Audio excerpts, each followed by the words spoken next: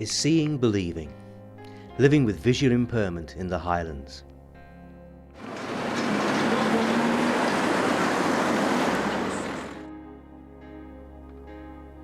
Visual impairment is something that affects people differently. In this short film, we'll be talking to people in the Highlands about their experience of visual impairment. We'll take a look at some of the common problems they face and also hear some individual experiences. Transport is something that many people with visual impairment raised as a problem. This is Elizabeth. She lives in a small village not far from Inverness. Over the last 3.5 years, she's had increasing problems with her vision. I think if you're visually impaired, specifically in the Highlands, you've got a huge transport problem. It is very difficult to get about. On the other hand, if you live in a rural area which happens to be within the catchment of the dial-a-bus service for your nearest town, that takes away a lot of the problem. It's an excellent service and I'd actually like to see it enlarged. I think in looking at traffic in general, it presents different problems for people because most of us are affected by light and the glare from sunlight. So what can be a lovely street on a dull day is an absolute death trap on a very sunny day. Kelly lives in the village of Muir of Ord, just north of Inverness, and has experienced problems with her vision since she was born. It's hard getting around some of the time. Like where I live, it's only a street of like 6 houses, so you have to walk downhill to get to the nearest village, Muir of Ord, where you can get a bus or a train into Dingwall or Inverness. It's a little frustrating because sometimes it's a bit hard to actually get there, and sometimes you get lost because the street signs aren't very clear. Stephen lost his sight some 5 years ago as the result of an assault, and has lived in the Highland capital of Inverness for over 20 years. The pedestrian crossings I've come across, there isn't any audio on a lot of them I've come across anyway. Persons like myself who rely mainly on their hearing, you know. It's like my hearing has become my eyes.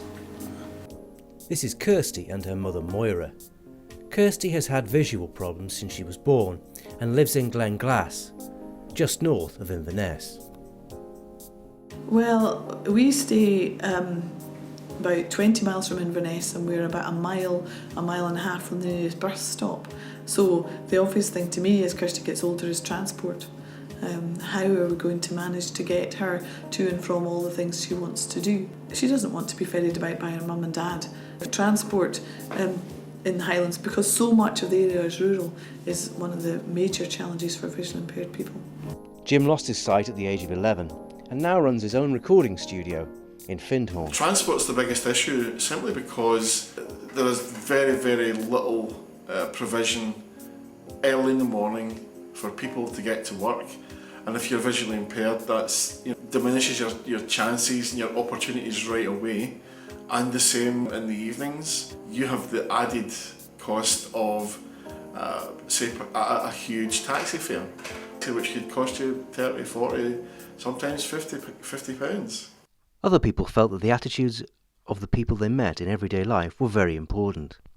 A man with a guide dog waits to cross a busy road. The driver of a car coming on the road sees the person waiting to cross the road and stops. The man with the guide dog looks around.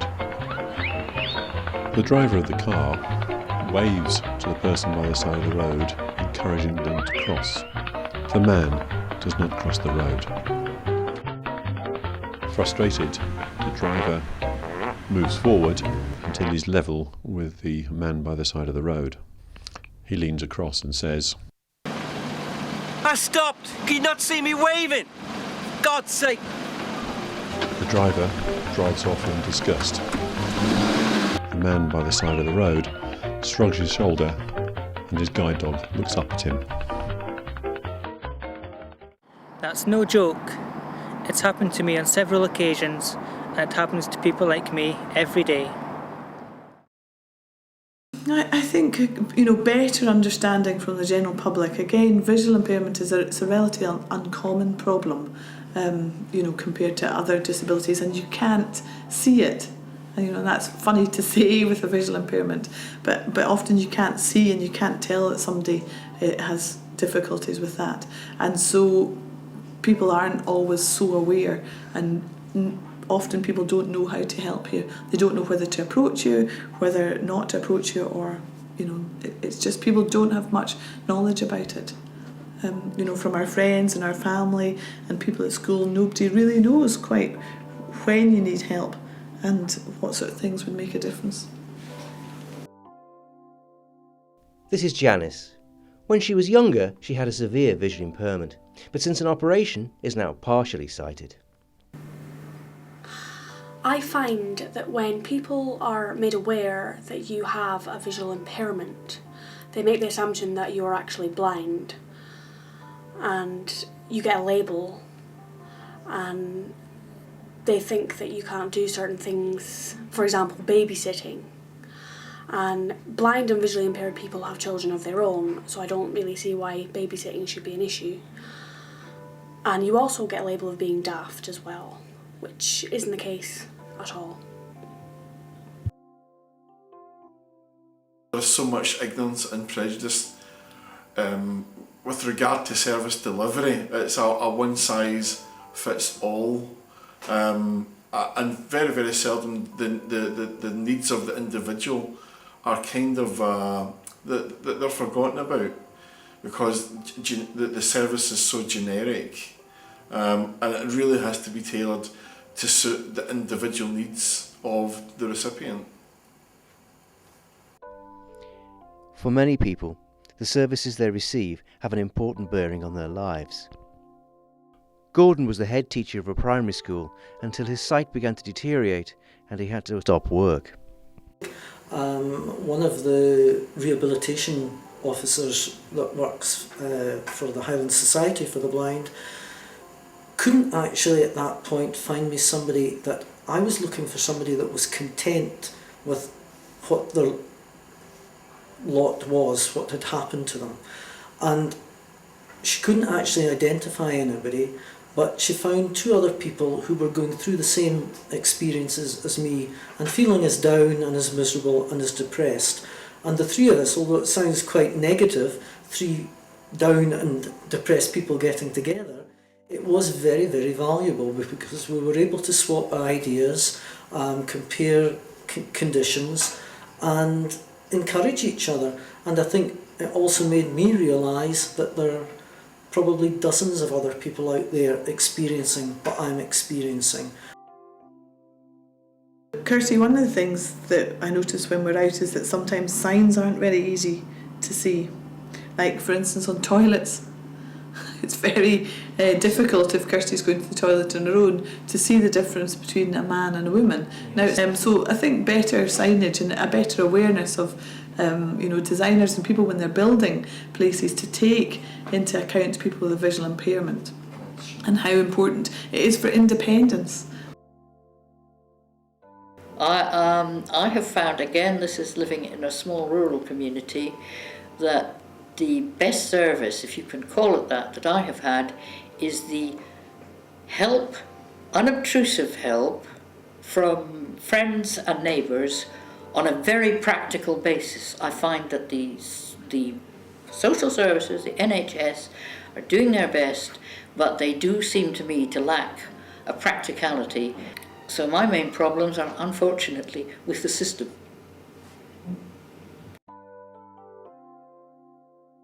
The libraries in the Highlands are usually pretty good with providing audiobooks or things that are in large print, but it's pretty frustrating sometimes when they don't have enough books, or when the books that they do have are abridged, because it ruins the story most of the time.